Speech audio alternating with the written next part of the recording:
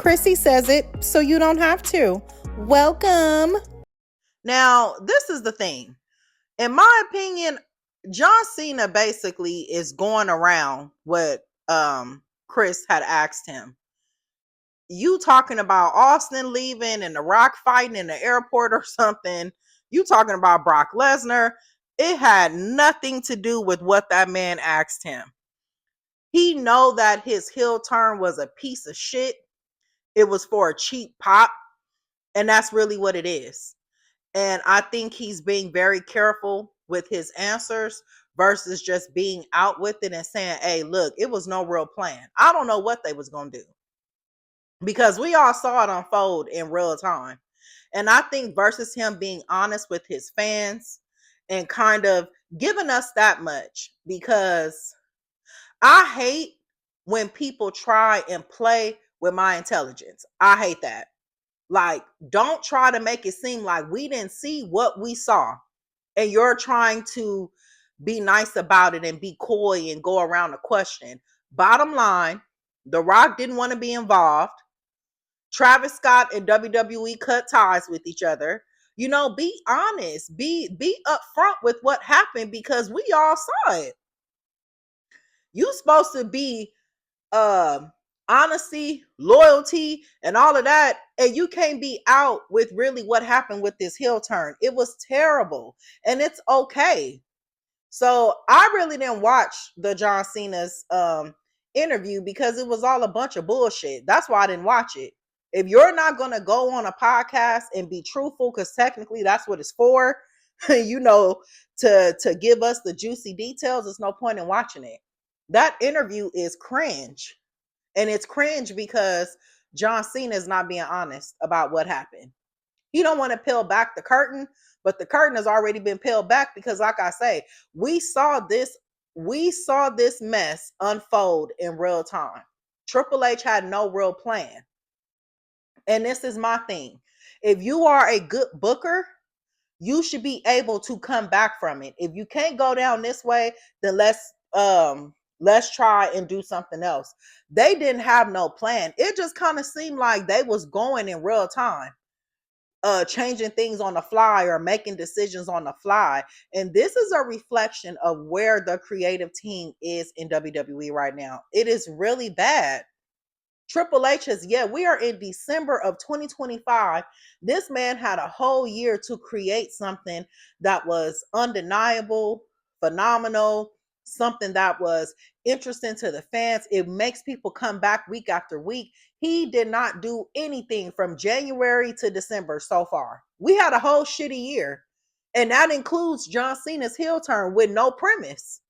John Cena's heel turn, his answer, as he said, was, well, my idea is I'm going to ruin wrestling and I'm just going to take the fun out of it. You know, I'm going to take the joy out of ruining wrestling. That is the best that you guys can come up with. I mean, John Cena's heel turn could have been one for the books if they would have did it correctly. He could have had a phenomenal heel turn with good matches still with Punk, with Randy, with Cody, if they would have gave him a more better story to go with his heel turn. A great heel turn to me from John Cena would have been, you know what? I'm tired of pretending. I'm tired of coming out here with these kids. I'm tired of the Make-A-Wish Foundation. I'm tired of putting on this act as if I'm a good guy. I'm not a good guy. I was always a bad guy pretending to be a good guy, because let's take y'all back. John Cena came into this business as a heel, not a face. So he could have piggybacked off that. Do y'all remember how I even came into this industry? I was never a good guy, but I had to get to the top, and getting to the top means I had to play a good guy. I had to play like, oh, I'm here for all of these people and I love you guys. And I mean, listen, that's a better heel turn than what we got, because we all know John Cena was on the brink of getting released. So you have a story. Say how the company never was fully behind you. Let's talk about how you was almost released and you had to figure out, what can I do? Take your heel turn and make it come full circle. Date this back to when you first debuted in WWE. That is how you bring things full circle. That is how you tell a story. And he could have done that, but he didn't. But he didn't, because WWE's creative team, to me, they're not creative.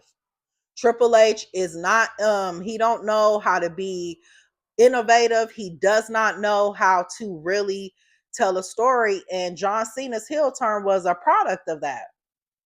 I'm telling you guys, Triple H is not the booker that we thought that he was. He has not done anything that is incredible that we can say, holy shit, Triple H finally did it. And I'm waiting for the day that I can make a video and say that. It's not here. John Cena, he failed.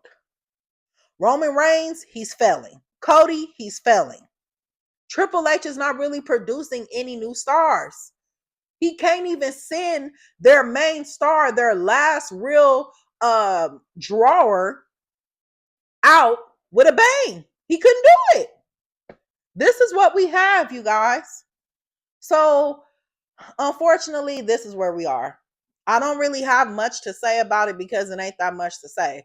We all know what happened with The Rock. We all know what happened with Travis Scott. And John Cena could have took this moment to just say, hey, you know what? I'm going to peel back the curtain a little bit. And I'm just going to have to say what happened, because the fans deserve that. WWE, Triple H, John Cena, they all playing with us right now. When everybody knows what happened, just be out with it. How hard is that? Well, okay, you guys, I'm going to let you get back to your day. I will be back with another video tomorrow and I think Saturday. So y'all be on the lookout for that. I got another video coming with Triple H getting his karma. You guys check that out, and I will check you guys later. Chrissy says it, so you don't have to. Toodles.